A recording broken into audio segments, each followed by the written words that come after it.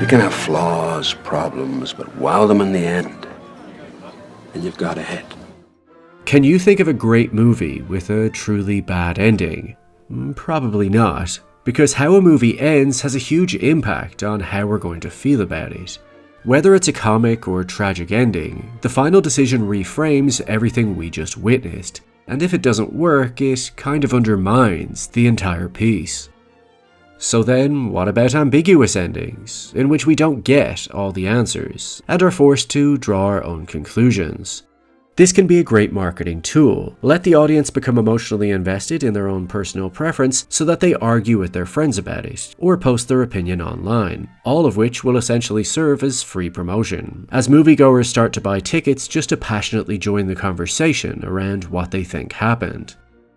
Some people despise ambiguous endings, as they feel it's a cowardly way for the director to sidestep creative responsibility, as they've in some way left it up to you, and not everyone wants to choose their own adventure.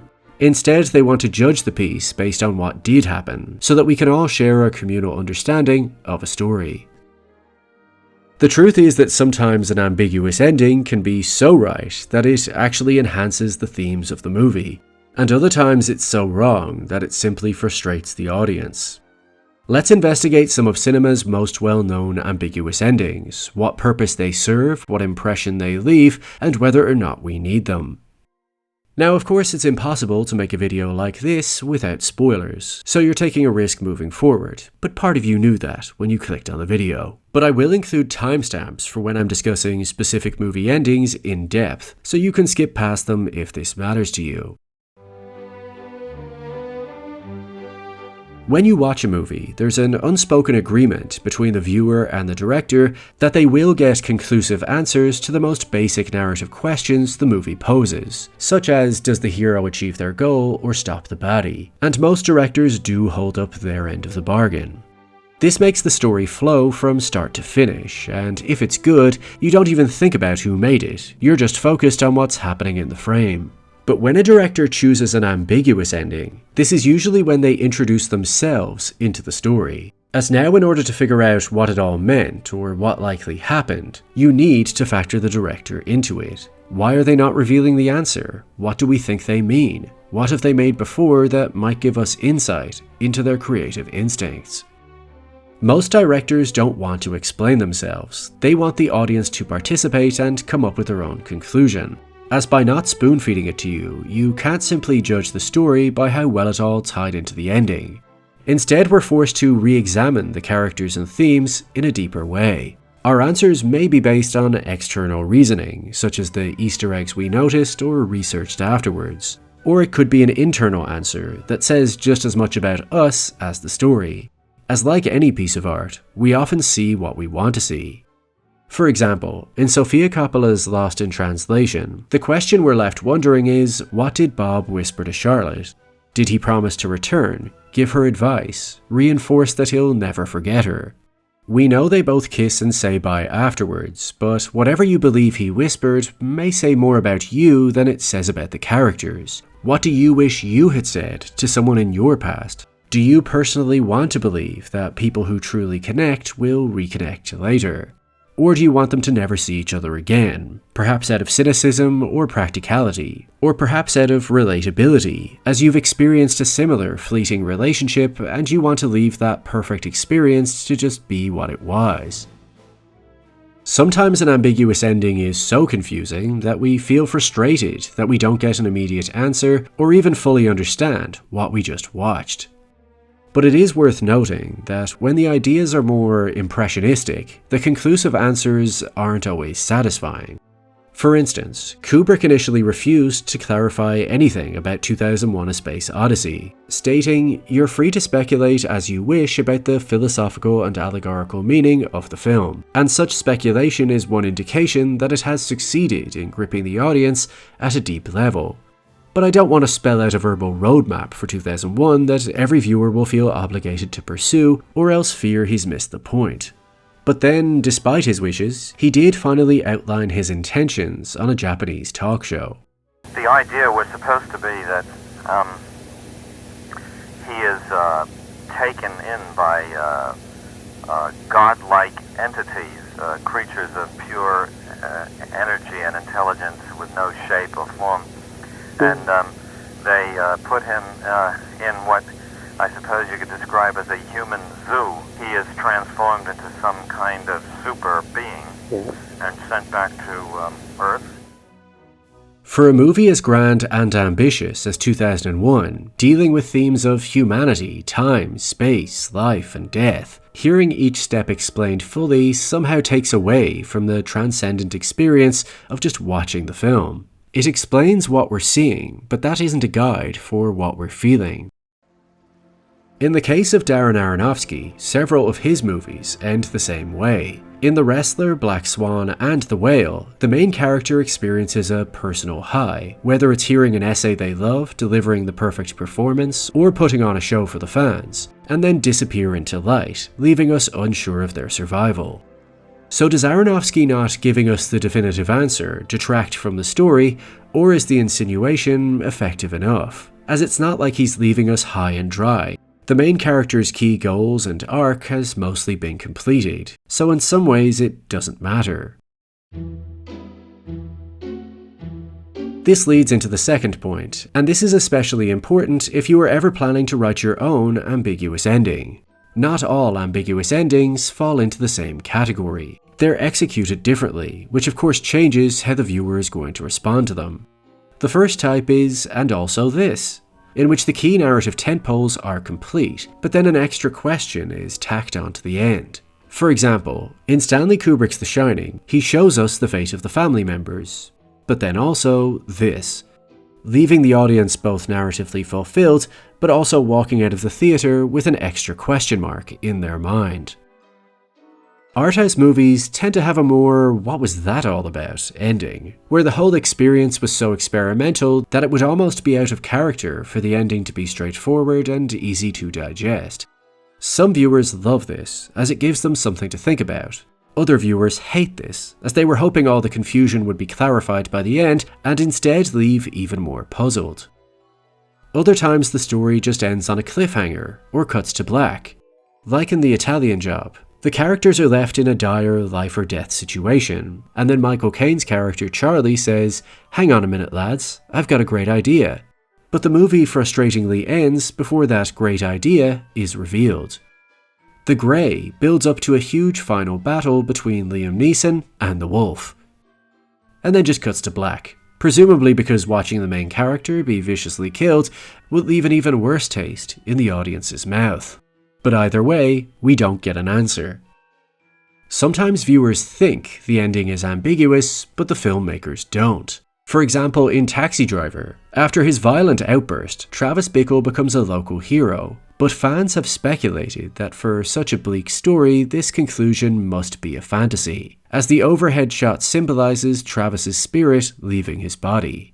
But writer Paul Schrader clarified, "A number of people have attributed the ending of Taxi Driver as a fantasy. I don't have a problem with that ending, but it's not what I intended." And in the director's commentaries, Scorsese even said that Travis made it out of the gunfight and is doing just fine. But the most satisfying ambiguous endings pose a question that's critical to our understanding of the movie's themes. In Total Recall, is any of this reality or just the implant? In Blade Runner, is Deckard a replicant? In Inception, is Cobb still dreaming? But do we really need ambiguous endings? If we had clear answers to all of those previous questions, that no, Cobb isn't dreaming and yes, Deckard is a replicant, would it really detract from the movie for that to be revealed? Because most of the best films ever made are excellent because we know what happens and it works. We wouldn't want to question if the beach at the end of Shawshank is actually just a fever dream Andy is experiencing from the hole. Or to cut to black right as Luke and Vader start their lightsaber battle, so we can each personally decide who we think should win. Or to never actually find out what Rosebud was even referring to in Citizen Kane. If we look at Triangle of Sadness, one of my favourite movies of 2022, in my opinion this ambiguous ending doesn't really work or add anything to the story. The setup is that, after being shipwrecked on a deserted island, the power shifts, and now the rich passengers become fully dependent on the staff in order to survive. The main couple, Carl and Yaya, become divided, as Carl is now forced to sleep with the leader Abigail. But then in the final moments, Abigail and Yaya discover that the island they thought they were stranded on is actually just the other side of a holiday resort, so they can be saved and go back to their normal lives. This impacts both characters differently. Yaya has everything to look forward to, but Abigail will be forced to return to a life of servitude. Now that she's tasted power, she doesn't want to let it go. So we see Abigail actively debating whether or not to kill Yaya with a rock. And the final shot is Carl sprinting through the woods in a hurry, but it's out of context. We don't quite know why or where he's running, which is a bit bewildering as it feels like it just ends randomly. Personally, I think that if we got to see Abigail kill Yaya, it would say just as much, if not more, about the themes of the movie than leaving it unanswered. As think about it, what does the question being left open even achieve? All the boxes are ticked. The audience now knows that the characters will inevitably get off this island, and they know a large part of Abigail wants to do it. Therefore, closing on a harrowing, animalistic image would be much more memorable, as it would demonstrate that the powerless would do anything to enjoy a few more minutes, days, or weeks of experiencing real power. Instead, we're left with ambiguity. Did Carl get there on time? Did Abigail change her mind, or go through with it? But the audience deserve an answer, as the questions the director is posing don't require us to re-examine the characters or the theme. It's simply to hazard a guess. In order for the ambiguity to work, it has to help us understand the meaning of what we just watched. For example, if we look at the end of American Psycho, we're left with the question, did Patrick Bateman actually kill anyone? Director Mary Harron found this to be a failure on her part. As she was frustrated, some viewers interpreted this as a was it all a dream trope, when her actual intention was to suggest Bateman won't be prosecuted for his crimes due to his position of affluence. But in my view, the ending being ambiguous in this way actually does work well here, as it causes the viewer to have to wonder if it was real or not, and either answer still adds layers to the theme. If Patrick was imagining it all, then it's commenting on how we're so conformist that even the lengths we go to be different, or our inner belief that we're secretly unique, ultimately are universal, unimpressive, and unnoteworthy. And if it was real, then it's commenting that people in high positions are so protected, that all of their crimes are so inconsequential that they'll never have to find out the truth. Or in John Carpenter's The Thing, given the story is really about mistrust and paranoia, it makes sense to end with that same theme persisting, that neither survivor can trust that the other isn't infected, that the story may not be over. If we simply knew that either man was infected, and then witnessed either humanity or the thing win, we would be left with the high or low feeling of that resolution. But it would also allow the viewer to engage with the theme less, making the story more of a monster flick than a social commentary. So if you were planning to write your own ambiguous ending, the key questions to ask are, why am I not completing the story? What questions do I want the audience to be left with, and are those themes present throughout the script? If I gave them the answer, would it even detract from my point? Am I robbing them of a key cathartic moment? Or has the story fulfilled its end of the bargain, and this is just the cherry on top? Most movies don't need an ambiguous ending, and most audience members aren't seeking one, as it breaks that unspoken agreement between viewer and filmmaker. But when it's done right, the ambiguity can actually add more clarity to the theme of the movie, as long as the point of the story isn't just to receive satisfying answers, but to learn how to question our perception of the world around us. But what do you think about ambiguous endings? Are they the coward's way out, a fun puzzle to solve, or the best way to get the audience to truly engage with what they just watched?